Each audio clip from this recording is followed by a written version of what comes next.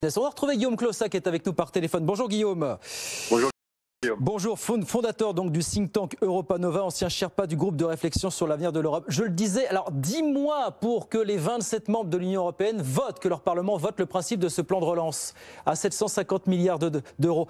Je suppose que pour vous c'est une satisfaction. D'autres diront il a fallu quand même 10 mois finalement pour en arriver là. Comment est-ce que vous regardez ça vous Guillaume personnellement? Moi je vois, d'abord c'est une satisfaction.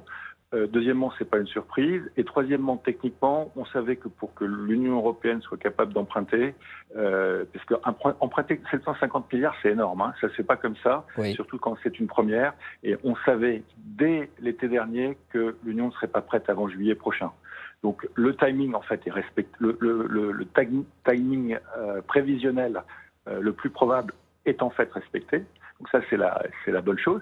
Et puis l'autre bonne chose, c'est qu'à partir du moment où le grand emprunt de 750 milliards a été annoncé, ça a eu un effet d'anticipation sur les marchés et de stabilisation des marchés et de l'économie. Et donc ça a été un énorme signe de confiance.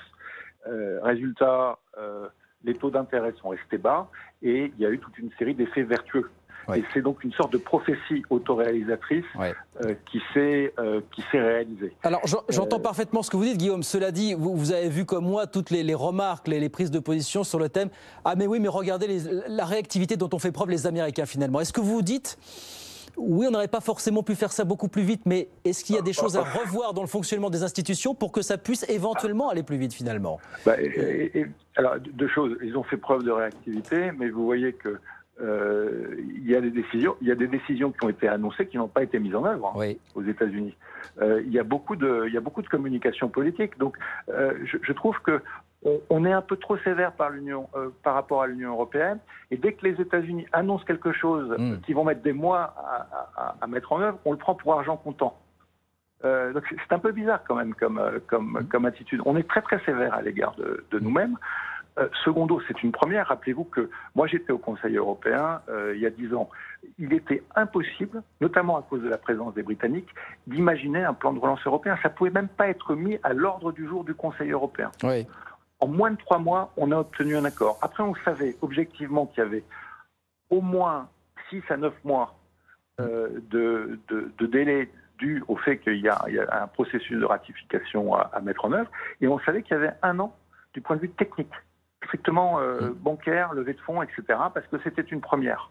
Oui. Et donc, on aurait peut-être dû le dire, de sorte qu'on n'aurait pas généré des anticipations négatives. Moi, je pense que l'Union européenne a un énorme problème de communication et a un énorme problème d'incarnation. Je vous donne un deuxième exemple. Sur les vaccins, moi, j'ai été frappé de voir que pendant des mois, on a expliqué que la recherche et développement avait été financée par les Américains ou par les Britanniques. C'est complètement faux, parce que les 4 vaccins... les principaux vaccins Moderna, Pfizer, BioNTech, c'est de la R&D européenne d'il y a 10 ans. Oui.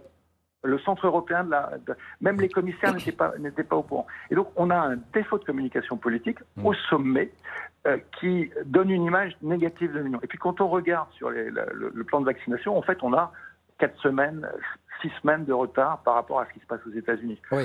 C'est pas énorme. Tout le reste du monde est à la masse. Oui. Donc il y aura beaucoup de progrès à faire en matière de communication. En quelques secondes, pour parler de choses pratiques, Guillaume, maintenant comment ça se passe? Voilà, tous les parlements ont ratifié ce dispositif. Quand est-ce que l'argent finalement va commencer à arriver dans les différents États pour vous? Comment ça se passe? Alors déjà, il y a de l'argent qui a été anticipé grâce au budget européen. Il y a une grosse partie de l'argent qui a été anticipé. Secondo, l'emprunt sera actif à partir de juillet, ce qui veut dire que les compléments vont arriver à l'automne.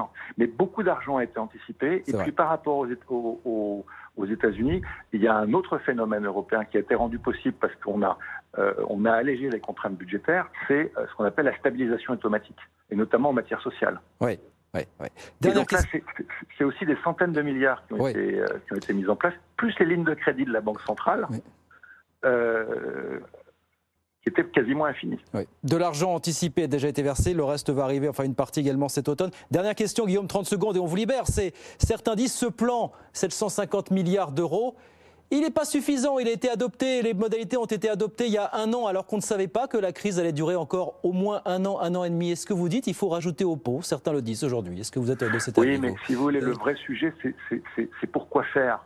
Parce que si on regarde la qualité des plans qui ont été proposés par les 27, on voit qu'il y a un manque de vision et il y a un manque de... Alors, moi, je veux bien qu'il faille rajouter au pot, mais on voit bien qu'on a besoin de projets transnationaux en matière d'infrastructures de santé, en matière d'infrastructures numériques. Pour l'instant, personne ne les met sur la table. Donc, le président de la République française dit qu'il faut un deuxième plan, mais qu'il missionne une équipe dans le cadre de la future présidence française de l'Union européenne. Moi, c'est ce que j'avais fait pour la préparation du plan Juncker quand on était au Conseil dans le cadre du groupe de réflexion sur l'avenir de l'Europe, pour imaginer le contenu de ce plan. Mais c'est facile de dire il faut un deuxième plan et on ne sait pas de quoi mettre. On a déjà eu beaucoup de mal à remplir ce premier plan. Ça n'empêche pas de mener la réflexion, Guillaume, voilà, et d'en reparler effectivement. Cette réflexion, elle mérite d'être menée et ceux qui la demandent doivent la lancer puisqu'ils ont la possibilité de le faire. Merci beaucoup, Guillaume. Merci d'avoir été avec nous quelques minutes. Désolé pour ces problèmes techniques. Guillaume Clossat avec nous, fondateur du think tank Europa Nova, ancien Sherpa du groupe de réflexion sur l'avenir de l'Europe. Merci Guillaume Clossat d'avoir été avec nous quelques minutes ce midi sur BFM Business.